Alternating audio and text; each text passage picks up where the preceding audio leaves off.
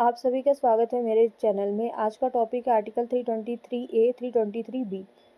Indian constitution adopt हुआ था 26 नवंबर 1949 में और इफेक्ट में आया था 26 जनवरी 1950 में। ड्राफ्टिंग कमेटी के चेयरमैन थे भीमराव अम्बेडकर जी।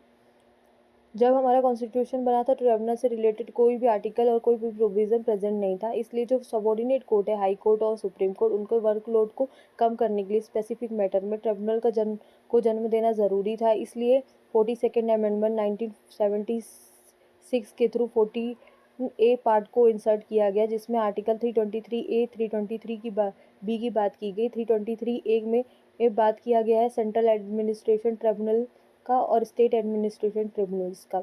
323B में अदर एडमिनिस्ट्रेशन ट्रिब्यूनल की बात की। जो वर्ड है ट्रिब्यूनल वो ड्राइव हुआ है ट्रिब्यूनल्स, इसका मीन होता है magistrate of the Roman Republic. Article 323A लाने के बाद इससे पार्लियामेंट को पावर मिली गई है कि वो एडमिनिस्ट्रेशन ट्रिब्यूनल को बना सकते हैं for adjudication dispute compliance with respect of recruitment and condition of the service of the person appointed to the public service and post in connection with the affairs of state union. इसके बाद parliament ने एक act को pass किया, administration tribunal act 1985। Central government establish करती सकती है administration tribunal को, जिसे हम सेंट्रल एडमिनिस्ट्रेटिव ट्रिब्यूनल बोलेंगे।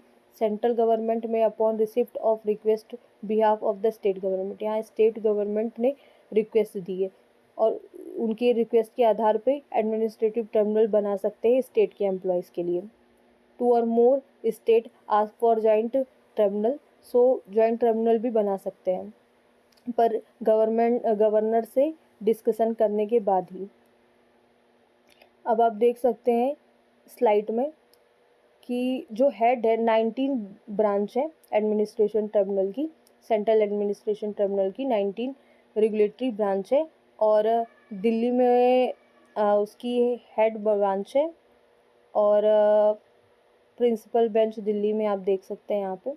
इसके बाद गुजरात में है, उत्तर प्रदेश में है, कर्नाटका में है, पंजाब में है, तमिलनाडु में है, केरला में है, तेलंगाना, मध्य प्रदेश, राजस्थान में है, वेस्ट बंगाल में है, महाराष्ट्र में, बिहार में, पटना में है।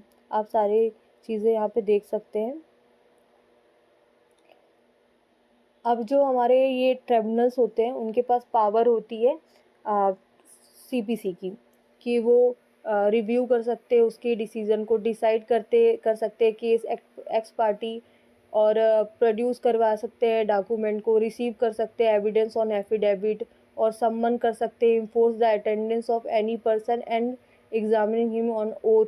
और वो जो ट्रिब्यूनल होते हैं is not bound to follow the procedure laid down by CPC also. So that's about today topic. Thank you.